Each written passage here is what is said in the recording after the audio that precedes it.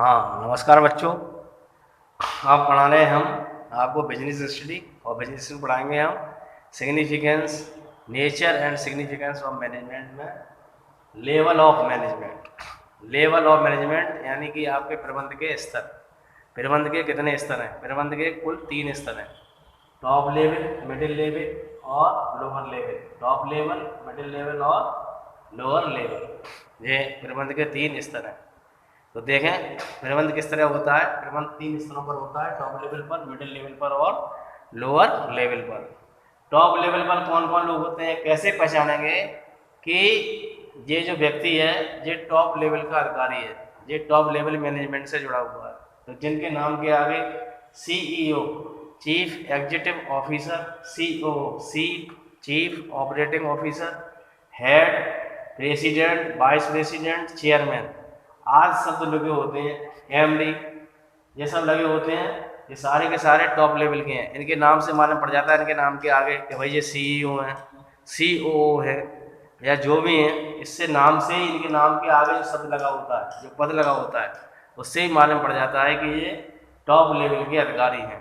अब बात आती है इनके फंक्शन की। क्वेश्चन आता है कि आप बताइए कि टॉप लेवल के व्यक्ति के क्या काम है, फंक्शन क्या है, जो टॉप लेवल के अधिकारी क्या करते हैं। या क्वेश्चन ऐसे आ सकता है कि मिस्टर एक्स जो अपनी संस्था में CEO के पद पर कार्यरत हैं, बताइए वो कौन कौन से काम करते हैं, उनके 4 कार्यों को बताइए, मिनिमम 4 कार्यों को बताइए। तो देख लीजिए टॉप लेवल पर जो आदमी अधिकारी होते हैं वो क्या करते हैं, योजनाएं बनाते हैं। सबसे पहले क्या करते हैं, योजनाएं, प्लानिंग बनाते हैं। दूसरा क्या होता है कि उनका पूरा ध्यान कंपटीशन पर होता है, प्रतियोगिता पर होता है। पहले तो योजनाएं बनाते हैं तमाम तरह की, दूसरा कंपटीशन पर उनका पूरा ध्यान होता है, वो पूरा।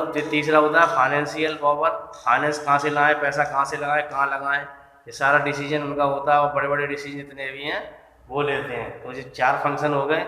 पहला फंक्शन बताया था योजना बनाना, दूसरा आपको फंक्शन बनाया कि फाइनेंस से संबंधित डिसीजन लेना, तीसरा बताया आपको कि कंपटीशन पर ध्यान देना, चौथा आपको बताया कि नई नई योजनाओं को क्रियान्वयन प्रोजेक्ट तैयार करना। तो ये 4 इनके फंक्शन हो गए। 4 फंक्शन आप ध्यान रखिए, इन्हें नोट कर लीजिए और आसानी से 2-4 बार फेरिए, आपको समझ में आ जाएगा कि जो टॉप लेवल पर व्यक्ति होते हैं ये कौन कौन होते हैं, कैसे पहचानेंगे कि ये कौन कौन होते हैं। दूसरा ये कि इनके फंक्शन क्या होते हैं। बहुत ही सिंपल है और हज़ारों बार आया है, हमेशा आता है। आप किसी भी इंटरव्यू में आएंगे जो आपसे पूछा जा सकता है कि बताइए मैनेजमेंट के कितने लेवल होते हैं, टॉप लेवल पे क्या क्या फंक्शन होते हैं। आम बात है, नॉर्मल से ज़्यादा दिमाग समझने की बात है, ज़्यादा रटने की आवश्यकता नहीं है। फिर है मिडिल लेवल। मिडिल लेवल पर होते हैं, कैसे पहचानेंगे। मिडिल लेवल होता है दूसरा मैनेजमेंट का, पहला ऐसा होता है टॉप लेवल, फिर बीच का ऐसा होता है मिडिल लेवल। मिडिल लेवल को हम इनका सहायक या ऑक्सिलरी असिस्टेंट भी कहते हैं। जो मिडिल लेवल होता है वो टॉप लेवल का असिस्टेंट होता है, वो उन टॉप लेवल वाले व्यक्तियों की पूरी तरह से सहायता करता है, उन्हें सपोर्ट करता है, उनकी योजनाओं को लागू करता है। तो इन्हें कैसे पहचानेंगे कि ये लोअर लेवल का व्यक्ति है। तो हम पहचान लेंगे कि मैनेजर शब्द के आगे, इनके नाम के आगे मैनेजर लगा होगा और मैनेजर के आगे ये लिखा होगा कि ये काय के मैनेजर है। जैसे प्रोडक्शन मैनेजर है, कॉस्ट मैनेजर है, फाइनेंस मैनेजर है, सेल्स मैनेजर है, परचेज मैनेजर है। तो परचेज मैनेजर साइंस में, sales manager, finance manager. Manager काय का है, क्या चीज़ मैनेज करते हैं, फाइनेंस, तो फाइनेंस मैनेजर है। ये क्या मैनेज करते हैं, सेल्स, सेल्स को मैनेज करते हैं तो सेल्स मैनेजर है। तो ऐसे ही प्रोडक्शन को मैनेज करते हैं, प्रोडक्शन मैनेजर है। परचेजिंग को मैनेज करते हैं, परचेजिंग मैनेजर है। तो purchasing manager, purchase manager, sales manager, manager के आगे लिखा होता है कि ये किस चीज़ को मैनेज करते हैं। तो हम ये पहचान लेंगे कि ये मिडिल लेवल के मैनेजर हैं, मिडिल लेवल के अधिकारी हैं। अब इनका फंक्शन क्या रहता है, ये क्या काम करते हैं। जो ऊपर वाले टॉप लेवल के अधिकारी योजना बनाते हैं, ये उनको क्रियान्वयन कराते हैं, यानी अप्लाई करते हैं, लोगों पर अप्लाई करते हैं। और जो लोअर लेवल के कर्मचारी हैं उनकी प्रार्थनाओं को सुनते हैं और ऊपर टॉप लेवल तक पहुंचाते हैं। दूसरा कार्य हो गया। तीसरा कार्य क्या होगा, जो टॉप लेवल वाले व्यक्तियों की हर काम में सहायता देते हैं। आवश्यक जो भी चीज़ वो हम इनसे मांगते हैं, जितने भी आंकड़े इकट्ठे करने होते हैं, ये लोग मार्केट से संबंधित, फैक्ट्री संबंधित आंकड़ों को इकट्ठा करते हैं और इन लोगों तक आंकड़े पहुंचाते हैं। तब वो आंकड़ों के आधार पर ये डिसीजन लेते हैं, प्रोजेक्ट बनाते हैं, पॉलिसियाँ बनाते हैं तमाम तरह की। तो इनके आंकड़ों के आधार पर ही इनका काम चलता है। और इसका क्या हो सकता है कि जितनी योजना होती है क्रियान्वयन तो कराते ही हैं, साथ साथ अपने टॉप लेवल को पूरी तरह से सहायता करते हैं। नीचे के कर्मचारियों जो लोअर लेवल है, इनकी समस्याओं और प्रार्थनाओं को सुनते हैं और ऊपर तक पहुंचाते हैं, और ऊपर वालों की समस्या प्रार्थनाओं को नीचे तक भी पहुंचाते हैं। तो एक कड़ी के रूप में भी काम करते हैं। अब तीसरा है आपका लोअर लेवल। लोअर लेवल को ऑपरेशन लेवल के नाम से भी जानते हैं, ऑपरेशनल लेवल के नाम से भी जाना जाता है। ऑपरेशनल माने काम करने वाले, तो काम करने वाले टॉप लोअर लेवल के होते हैं। इनको कैसे पहचानेंगे कि ये लोअर लेवल के हैं? सुपरवाइजर है, फोरमैन है, टीचर है, हम हैं। तो हम किससे संबंध रखते हैं? सीधे बच्चों से संबंध रखते हैं। प्रोडक्शन से संबंधित है हमारा काम तो प्रोडक्शन से संबंधित डिपार्टमेंट होता है, सुपरवाइजर होते हैं, फोरमैन होते हैं। वैसे ही स्कूल में टीचर होते हैं जो सीधे हम आपसे काम कराते हैं। सुपरवाइजर क्या होता है? अपने देख रेख में काम कराता है। फोरमैन क्या होता है? वो भी सब तरह का काम सब लोगों को इकट्ठा करता है, काम को जोड़ता है, काम करने का तरीका बताता है। वैसे ही टीचर भी बच्चों को इकट्ठा करता है और अपने सब्जेक्ट में बच्चों को पढ़ाता है, समझाता है, उनकी समस्याओं को सुनता है और उनकी समस्याओं का तुरंत के तुरंत निदान करता है। तो जो सुपरवाइजर, इनके नाम के आगे लिखा होगा कि सुपरवाइजर है, फोरमैन है या टीचर है, इससे मालूम पड़ जाएगा कि जो लोअर लेवल मैनेजमेंट के लोअर लेवल पर कार्यरत हैं, काम करते हैं। अब इनके फंक्शन क्या हैं? जो ऊपर से आते हैं आदेश, उनको सुनते हैं, सभी आदेशों का पालन करते हैं। और दूसरा क्या है कि ये प्रोडक्शन से संबंधित होते हैं। हमेशा यहाँ पे भी प्रोडक्शन होता है, सर्विस होती है, प्रोडक्ट होती है, वहाँ पर जो सबसे नीचे काम करते हैं, ऊपर से आदेश आते हैं और नीचे से इनकी प्रार्थनाएं ऊपर की ओर जाती हैं। जो सीधे प्रोडक्शन से काम से संबंध रखते हैं, ये कर्मचारियों की समस्याओं को तुरंत सुनते हैं और तुरंत की तुरंत उनका निदान करते हैं। फोरमैन है, कोई समस्या आगे काम करने वाले को तो कैसे कहेगा? सुपरवाइजर से पूछेगा कि भाई ये काम कैसा होगा, ये सिलाई कैसे होगी, या ये पत्थर को कैसे हटाएं। तो सुपरवाइजर बताएगा आठ व्यक्तियों को बुलाओ, तुम्हारे बस की बात नहीं है, 8 व्यक्ति मिलो, अब चारों तरफ जाओ, चारों तरफ लगो, इस मशीन को उठाओ, ऐसे धीरे धीरे डालो। तो जो टेक्निक बताता है कौन है? सुपरवाइजर है। उनकी समस्या का समाधान कर दिया। वैसे टीचर हैं हम, हमारे पास बच्चे आते हैं, सर जी क्वेश्चन समझ में नहीं आया, सर जी कैसे करें? तो हम बताते हैं आपने क्या कमी करी, आपने कहीं जोड़ने में गलती करी है, कोई रूल्स में कमी करी है, तो हम आपको रूल्स बताते हैं कि ये रूल्स ऐसा नहीं, ऐसे है, आपने गलत लगाया है, या आपने भूल से कर दी है तो आपकी भूल से कर दी है, तो भी हम आपको बताते हैं कि आपने जो गलती की है वो किस टाइप की गलती है। तो ये इनका काम है। तो अब हम पहचान लेंगे कि लेवल ऑफ मैनेजमेंट कितने होते हैं? 3। Top level, lower level, operation या लोअर लेवल, मिडिल लेवल। अब कैसे पहचानेंगे हम कि टॉप लेवल का है? कि जिनके नाम के आगे CEO, COO, head, president, vice president, chairman आदि शब्द लगे रहते हैं, वो टॉप लेवल के अधिकारी होते हैं। और जिन मैनेजर के आगे ये किस चीज़ का मैनेज करते हैं, वो हमारे मिडिल लेवल के होते हैं, सेल्स मैनेजर। तो सेल्स मैनेजर क्या मैनेज करता है? सेल्स। तो sales manager, purchase manager, finance manager, production manager, ऐसे शब्द लगे होते हैं नाम के आगे, तो ये मिडिल लेवल के कर्मचारी कहलाते हैं, अधिकारी कहलाते हैं। और सुपरवाइजर, फोरमैन, टीचर, जिनका संबंध सीधे कर्मचारियों से रहता है, प्रोडक्शन से रहता है, जो काम कराते हैं, जो भी प्रोडक्शन है अपनी देखरेख में करवाते हैं और ऊपर वालों की सारी समस्याओं को, टारगेट को पूरा करने का ध्यान रखते हैं।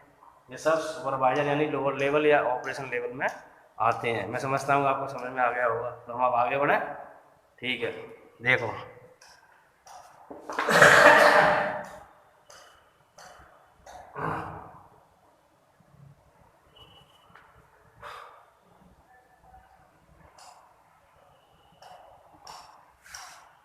Function of management, function of management, function of management. Management के फंक्शन तो सभी जानते हैं कि मैनेजमेंट के 5 फंक्शन है। पहला है प्लानिंग, प्लानिंग।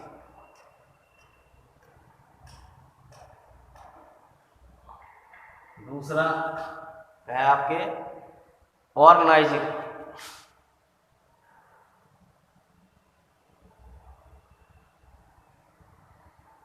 जी। तीसरा है स्टाफिंग,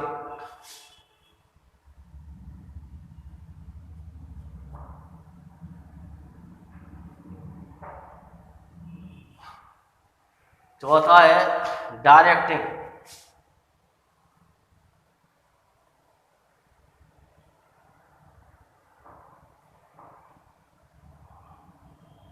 और पांचवा है कंट्रोलिंग।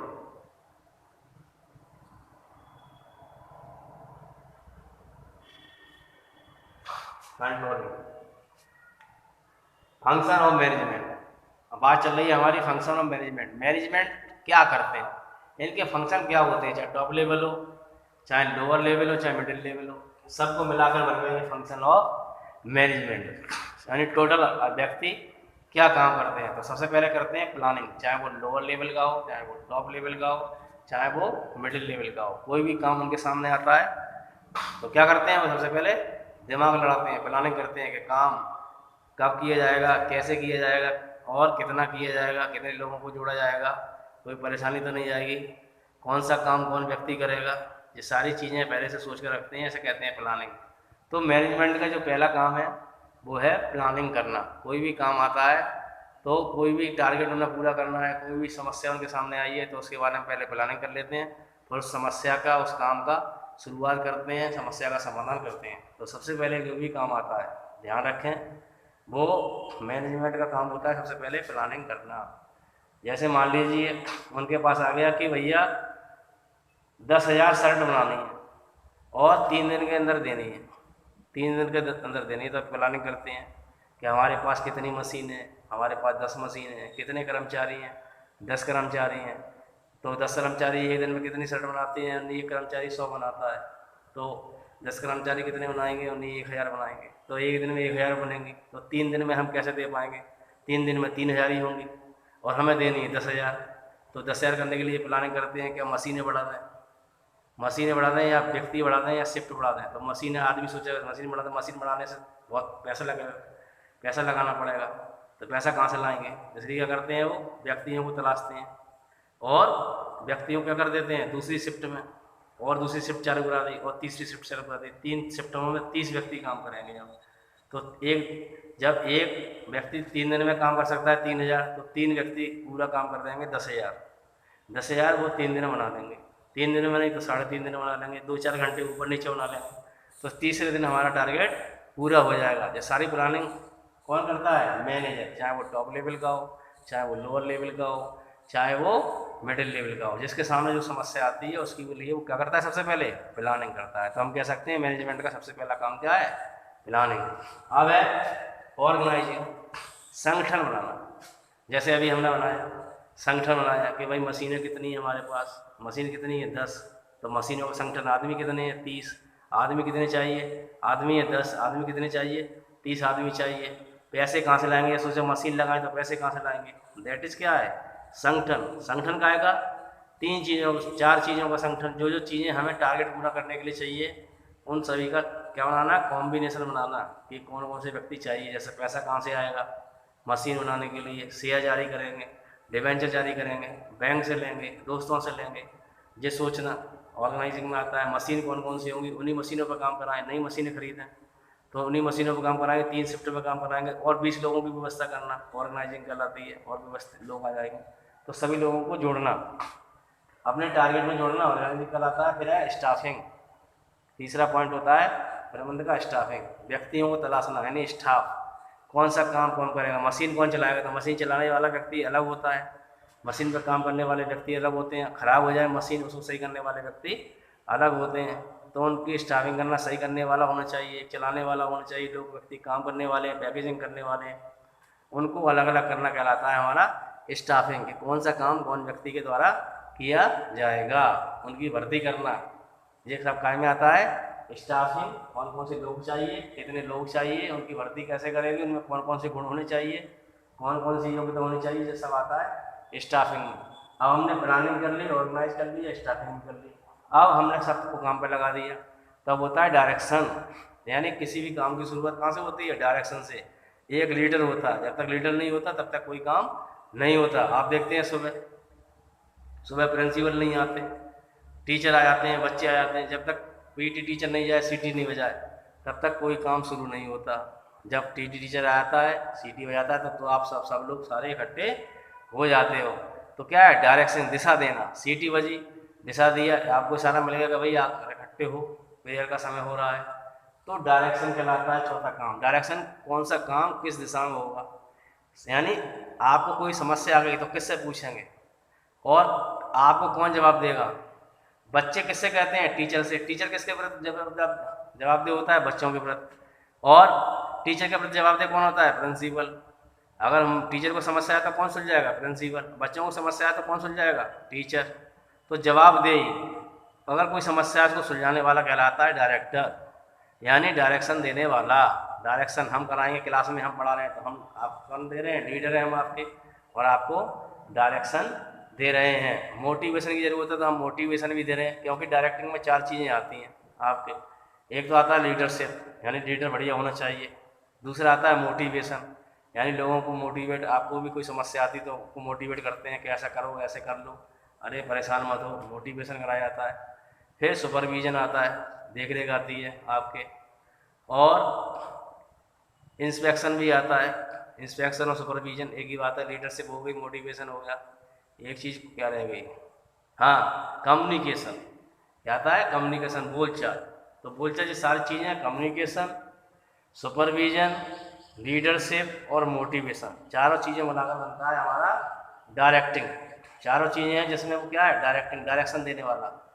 प्रिंसिपल हमें डायरेक्शन देता है, हम बच्चों को डायरेक्शन देते हैं, हम अपने सब्जेक्ट में डायरेक्शन देते हैं, प्रिंसिपल पूरे स्कूल के बारे में डायरेक्शन देता है। तो डायरेक्शन देने वाला लीडर होता है, और जो फॉलो करने वाले होते हैं वो फॉलोअर्स होते हैं।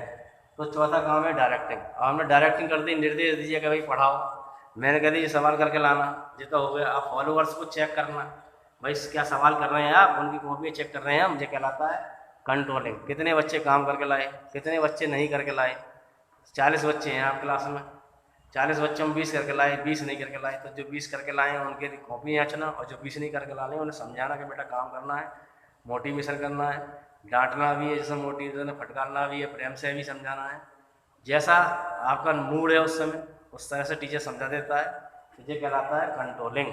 लास्ट है प्रबंध का, पहला प्लानिंग है और अंतिम शब्द क्या है, कंट्रोलिंग। जैसे मान लीजिए पहला कंट्रोलिंग है और लास्ट प्लानिंग है। जब हम कंट्रोलिंग करते हैं तो फिर उसके बाद क्या करते हैं, प्लानिंग करते हैं। भाई कोई चीज़ कंट्रोल नहीं हुई, बच्चे काम करके नहीं लाए, तो फिर से प्लानिंग करनी पड़ती है, नहीं करनी पड़ती है, तो वही प्लानिंग से स्टार्ट हो जाता है और कंट्रोलिंग में ख़त्म हो जाता है। कुछ लोग कहते हैं कंट्रोलिंग शुरू होता है और आपके प्लानिंग पर ख़त्म होता है। तो जैसा सोचो, तो आज हमने 2 चीज़ पढ़ा दी हैं आपको, एक तो लेवल ऑफ मैनेजमेंट पढ़ाया और ये पढ़ाया आपके फंक्शन ऑफ मैनेजमेंट। तो ये बहुत संक्षिप्त है, ये पूरे चैप्टर हैं आपके अभी, प्लानिंग, ऑर्गेनाइजिंग, स्टाफिंग, डायरेक्टिंग और कंट्रोलिंग। इसके बारे में आपको थोड़ा थोड़ा बता दिया गया, 2-2, 3-3 लाइन आपको इसमें लिखनी है। क्वेश्चन आएगा फंक्शन ऑफ मैनेजमेंट बताइए, तो आप 2-3 नंबर में क्वेश्चन आए तो एक लाइन में बता दिए कौन कौन से फंक्शन, 5 फंक्शन के बारे में डिस्क्राइब कर दिए 2 लाइनों में। ज़्यादा नंबर का आता है तो 3-4 लाइनों में डिस्क्राइब कर दीजिए प्लानिंग को, ऑर्गेनाइजिंग को, स्टाफिंग को, डायरेक्टिंग को और कंट्रोलिंग को। तो इतना आपको समझ में आ गया होगा। फिर भी कोई डाउट है तो आप मेरे मोबाइल नंबर पर पूछ सकते हैं मुझसे। धन्यवाद, नमस्कार।